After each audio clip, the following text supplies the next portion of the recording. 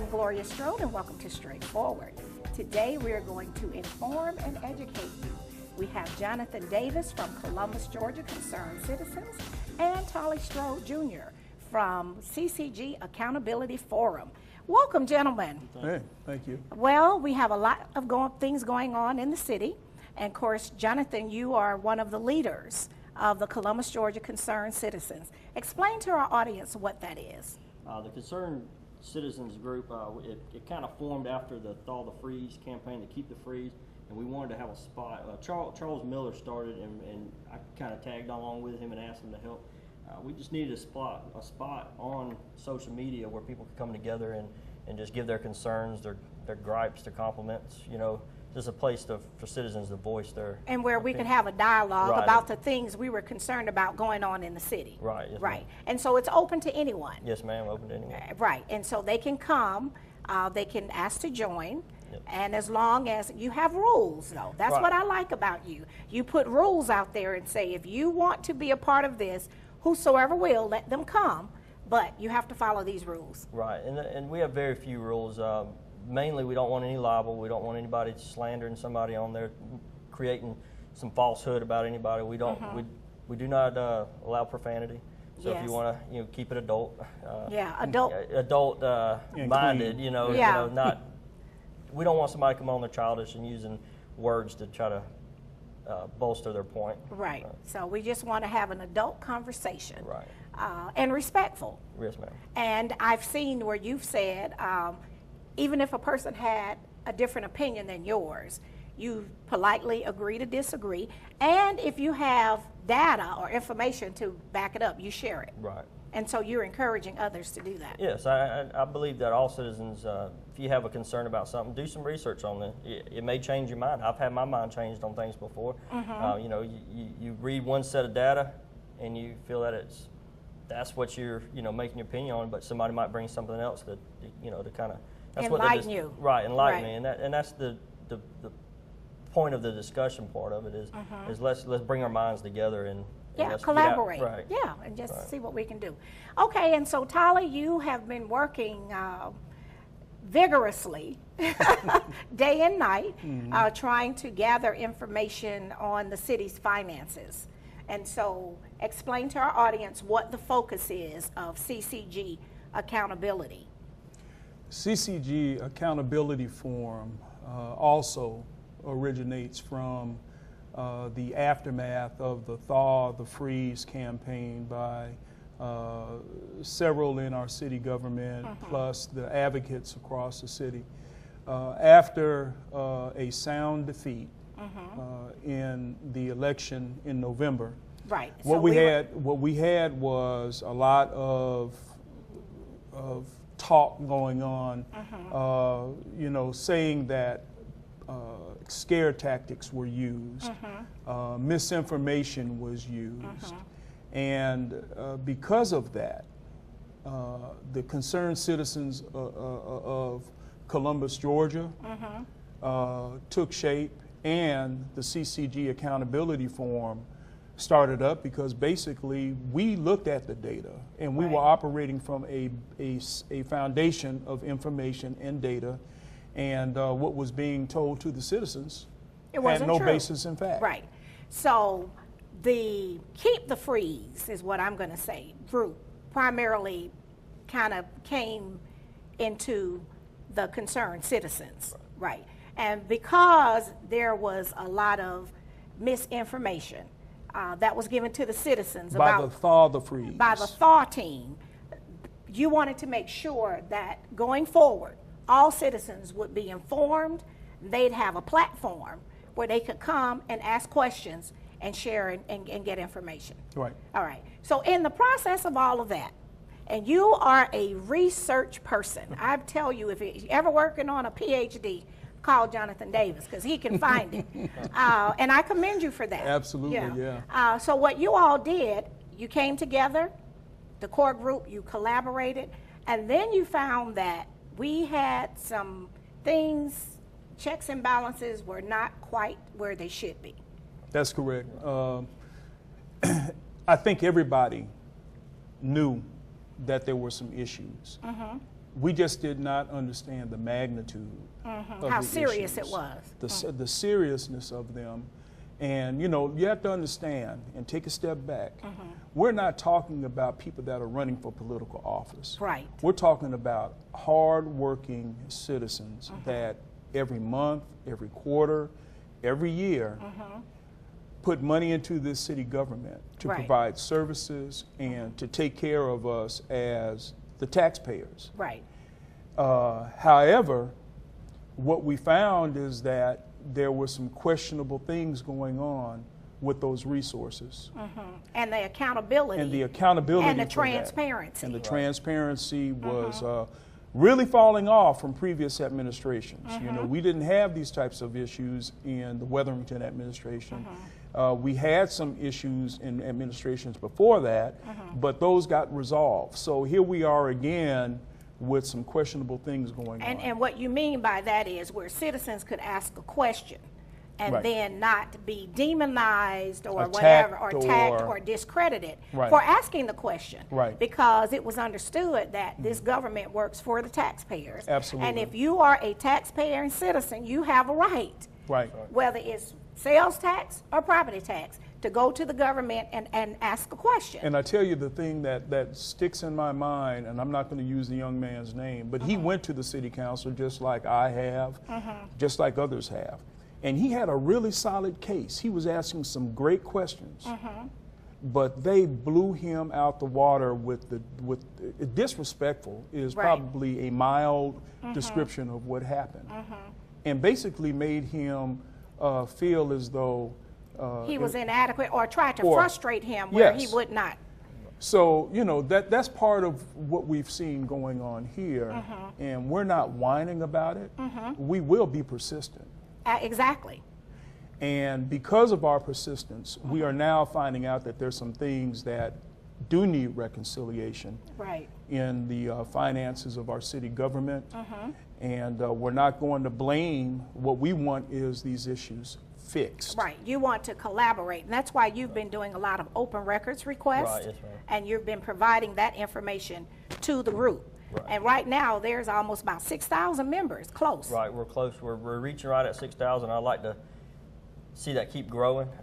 With the open records, a lot of times I get tips or whatever you want to call it from other members of the group. That's why I encourage everybody, let's come on there and talk about stuff. Because I mean, you know what? One person might think is a minor issue ends up being just a piece of the big issue. Right. So it's a part of that bigger puzzle Right. that we're working on. Okay, what we're going to do is take our first break, go to our sponsors, and we'll be right back. Okay. All right. We'll be right back after word from some of our sponsors.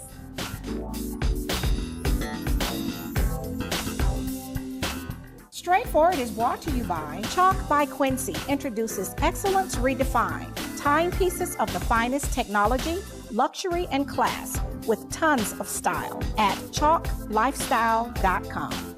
Renal Associates, LLC, a team of physicians dedicated to excellent kidney care with 5 convenient locations to serve you. Stark Avenue, Columbus, Bradley Park, Columbus, Lafayette Parkway, LaGrange, East Burkhalter Avenue, Buena Vista, and Springs Street in Warm Springs. Thai Cuisine, the area's only authentic Thai restaurant, open for lunch and dinner, Monday through Saturday, located in the Village Green Shopping Center on the 280 bypass in Phoenix City. Apple Tax Services, located at 7413 Whitesville Road, Suite 400A, as in Apple. For professional, efficient, and courteous service, call today at 706-243-2595. Apple Tax Services, a company you can trust. Walmart's reason for supporting Thurgood Marshall College Fund is simple. We like to win. And we have been given a lot of exposure to some incredible talent. And we also believe that it's a part of our responsibility to the community to give back. This is a great opportunity to do both. It's been a wonderful experience for us through the years. We've appreciated our partnership. We believe in return on investment, and we have definitely had a remarkable return.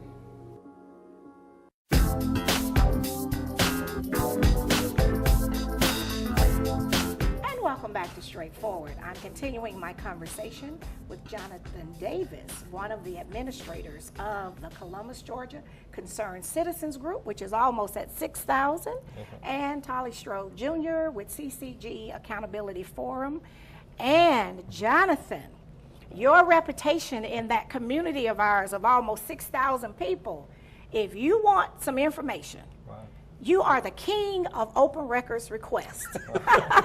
We have to get you a crown that says that. Not only at the local level, but since we found there was a problem with the 1999 tax, and it, you know, the collection and the non-collection and accountability of that, you actually reached out to the state. Right. I filed an open records request with the Department of Revenue, and I'm asking for that tax information for all sales tax collected in Muskogee County, the total, what sales taxes, you know, SPLOST, OLOST. Okay. I'm trying to get clear picture of what's really going on. What's really going on. And so this is something that you took the lead on, you know, no one said, well, I need you to do this because, you know, other than just trying to get information. Right. No vendetta, just information. No vendetta. I'm just trying to get clear, open, transparent. You know, transparent information about what's really going on. Right.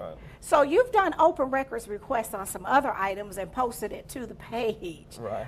One was the purchase of a vehicle. Right. Right. And so we had a lot of conversation among the citizens going back and forth with that. We did. Yeah. And so was that your first request? That was, I believe that was my first request, and what motivated me to do that was, you know, during the, we go back to the Keep the Freeze, Stall the Freeze campaigns, they talked about how the city runs so efficiently and there's no waste, and I wanted to show that, hey, there's waste right in our face. And, you know, I mean, and it's just opened up to more things, you know. Right. Once you turned over that rock, then you just saw that there were other rocks you should probably look up under. Right. And I think the biggest debate with that was there was a purchase of a car, and it was the person that got the car really didn't need that type of car, and then it had bells and whistles on it. Right, and there was a purchase of aftermarket rims for it.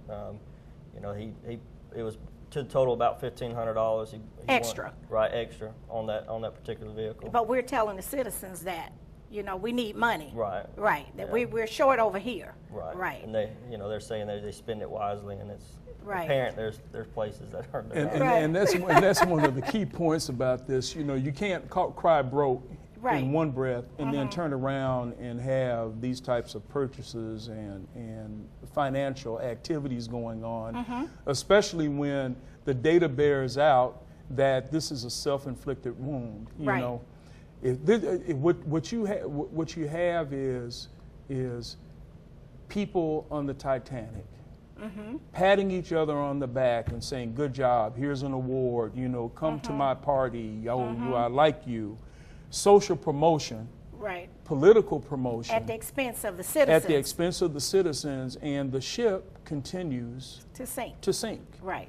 And part of the energy right now is a realization that, hey, this thing is going the wrong way, and we have not seen any demonstrative change in the behaviors of the people that have the power to do things about this. Okay. And that's what we're looking for. And the only way for us to keep from kicking off our shoes and ending up in the alley fighting each other is for us to bring the data to them, show them, inform the community, and have a cogent discussion about what's going on. Right, because what has happened is, and over the few weeks you all have been working together, meetings, you've had several meetings behind the scenes with citizens, you know, folks have been invited.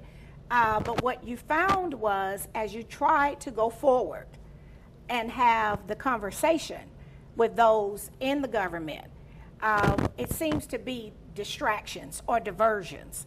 People will try to rewrite the narrative about what the intent and the motive is. And there are no hidden agendas. What you all are trying to get to is to make sure that our checkbook, this city's checkbook, is being managed and they are being good stewards. Absolutely. It characterized as feuds. There is no feud. There's accountability being established. And transparency is requested. Transparency, and it's a collaboration. That's what we're asking for. And, you know, you get, okay, yeah, let's collaborate, but then recently I went into a city council meeting, and it's like, well, if Mr. Strode only knew government accounting. Revenue is revenue, expenses are expenses, assets are assets, liabilities are liabilities, and math is math. Exactly. And at the end of the day, owner's equity is whether we're gaining Or losing. Right. And when you point that out, you get these arguments and you get this shade getting thrown, as they say in the neighborhood. Right. And instead of just having an honest and open conversation. Because your point was we were at a different meeting and you said, well, if you make a mistake, I think that was you, just say that. Right. Let's come and figure out how to fix it. Right. Everybody's human. We all make mistakes, and it's where you move from that mistake is what really defines your character. If you keep trying to hide that mistake, then that says a lot about your character. But if you move forward from it and say, hey, I made a mistake, let's fix it. Right. Then that. So, of the open records, and I know you are constantly, besides your job, this is not your full-time job. Right. This is something you're doing for the community on the side. This is not a I gotcha. Right. What else have you been looking at? Because I know we've seen it in the media about the 1999 tax, and I'm going to let him discuss that when we go into the next segment. But what else do you think we should be looking at? What I really think we should be looking at is I know this is a little far in the future, but 2018 we have a very important election coming up. Yes. And one thing that I've been looking at is all these candidates, supposed candidates that's going to be coming up, all elected official. So we look at that and see, where do they stand on stuff. But finances, I'm with Tollie. Finances is very important to the city. It's almost like we're making the outside of a house look great when the inside's falling apart. Oh, very good analogy. So we need to, focus on the inside and let's build our core back up, and then worry about projects. Because we are short with our reserves, and we've had some things. We've had a downgrade by Moody's, which is credit. The canary in the coal mine, as we've called it. Yes, it's only been a downgrade, but we never had that before, as far as we know. And that's like your personal credit. Yes. When your beacon score goes from 800 to 7 to 6, it makes a difference. Absolutely. In what you get when you want to borrow money for different things, mortgage, cars, or whatever. Okay, what we're going to do is go to our final break, and we'll be right back. Okay, we'll be right back after word from some of our sponsors.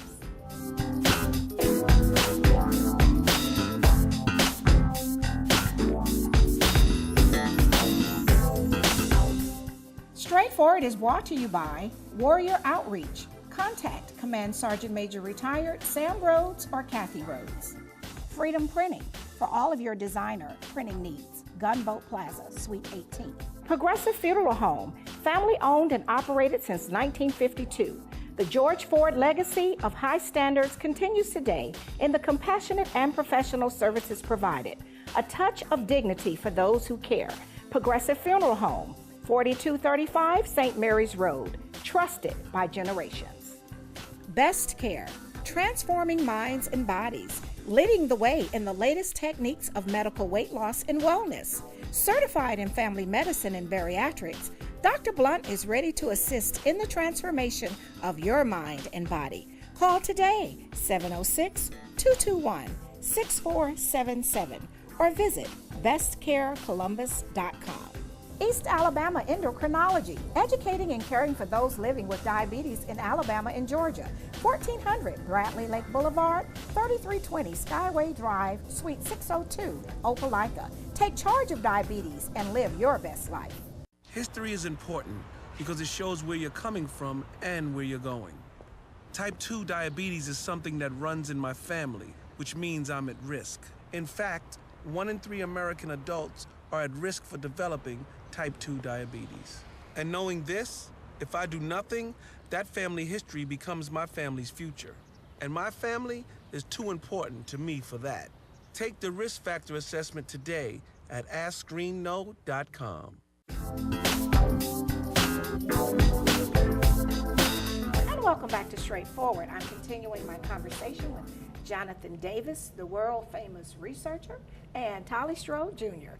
All right, so Jonathan, in all of this work that you all have done, of course, you have emailed all the city councilors, You have emailed the city manager and that staff, some folks in the media, and some stakeholders in the Yes. community, because this is transparent, this organization. Right. There is no trick, there are no hidden agendas. The only agenda is the people's agenda, and we just want to make sure that people are accountable to the taxpayers. Right. But in this work you all have been doing together, and the team and the family of almost 6,000 people now, Right. you all made some recommendations Right. in terms of the reorganization with the city finances. Can you share that with us? Yeah, well, one of the recommendations we made is to pull all the finance and underneath city council, reporting directly to city council and no longer reporting to the city manager and the city administration.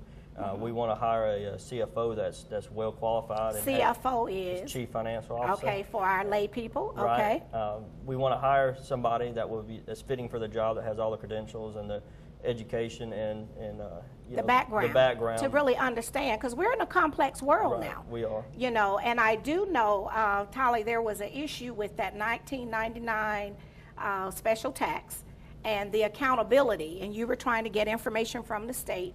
And then I think the finance person at the city said, well, we've been asking the state for Yeah. years and they wouldn't provide it. But do you think, gentlemen, that since the IRS have financial systems where they are doing taxes for people, millions of people, don't you think in a city of 200,000 people, we should be able to have a system in place to track that information? Yeah, it's a common sense issue. What we have right now is a catch-22. You've got the state saying it's your responsibility. You've got the city saying, hey, give us the information. And we've gone nowhere for several years. And in effect, what has happened is $33 million that should have been going, and this is based on the analysis information that we had available. Right, at that so time. it might be more Right, now. right. But $33 million, the council has approved, I forget the exact number, but actual spending has been $33 million more than what was authorized in the original SPLOST, 1999 SPLOST. Okay, so and that money should have been going to, let's say, the OLOST or to some other purpose, not to another pot. To another for pot. the lay people. Right. The money was going to the wrong pot. Right, and what Okay. they've been doing is they've been spending that money under the excuse that, hey, you know, the revenues, the state is telling us this is 1999 SPLOST money. Well, let's spend it. But the 1999 tax ended in 2008. September of 2008. All right, so why would we still be doing that? Well, that's the whole issue. Right. And again, the state is saying, municipality, you're responsible for making sure that the businesses are paying the tax that they're supposed to pay. And the city is saying, well, you know, give us the data so we can do something. This has been going on for many years. Many years. Again, it's these folks that are patting each other on the back, you know, standing in a social circle. promotion, political promotion, and the ship is sinking. And that's just not acceptable. And we would not know that unless someone turned that rock over. Exactly, and that's what this was, not to be a I gotcha, but because there was so much misinformation out there, this group came together and decided, well, let's go take a look ourselves. Right. Because the numbers didn't bear out that we had a property tax issue. Right. The thing that triggered this intense look was realizing that since 2008, we've had an erosion of our net position. In other words, the owner's equity of the citizens of Columbus. Right, the checkbook. The checkbook of $160 million. And that triggered, oh, let's go find out why. Well, what you find out is hey, property taxes, which they said we were having a problem during the thaw the freeze effort, property taxes are fine. Right. It's growing with population. Right. But sales taxes are flat. Now, all of our investments that we've made and have promised sales tax increases to bring in revenue, and we're still about the same that we were in 2008. So we had money from the 1999 tax, which you've seen it in other media outlets, going into the wrong pot. Right. And so it wasn't properly. But then we have businesses that pay taxes to the city. And nobody knows really what's going on. Right. But we're saying that in this age of technology, there are some financial systems that can be in place that would track that. You could have people that are paying 9% tax, and they just don't realize it at the time. Because everybody's not in the political loop. Some people don't live for politics. You could have people that are paying the 8% tax, but what's in the, again, it's stealing from the old laws, which is the current permanent tax. The new tax. Right. And showing up the holes because of mismanagement, like the Liberty District. The Liberty District never happened, and that was a part, the carrot. It was used in the 1999 when they were trying to get that tax passed, that they were going to come back and develop it. It took forever to get the flooding taken care of, but then they want to just throw a bone and not honor the master plan of the Liberty District that the city paid to have someone put together. And in the process of doing that, accuse people like Lula Lunsford Huff of being disingenuous. Which was really, I mean, ridiculous. Ridiculous. Because her family has long legacy, very well respected. She was at the table in 1999. They are stakeholders and still own property in the Liberty District. So what you have now is you have people that are interested and they are trying to help the city help us. Move in the right direction. And that's where people like John come in and the teams, the forums. Charles Miller, the Marshall Countryman, and all the other and all folks of the citizens. But I don't want people to forget that we still need the citizens' help. If they can reach out to their state legislators and say, hey, we want to change that legislation so the city can get this information so there's no more excuses being made. And then they can also pay for it. We buy everything else we want to pay for. They find money for it, get a financial system. Here at the local government where they can get the right people, the CFO, highly trained folks, and then we can track. Because to have that excuse for, you know, almost a decade is you know, or longer than a decade, you know, it's just unacceptable. Well, I thank you all for your good work. Continue. We're going to go from 6,000 to 12,000 and with your help, and we really do appreciate all that you're doing. Do not be discouraged. Stay in the fight. All right. This has been straightforward. If you don't stand for something, you will fall for anything. Until next time, be blessed.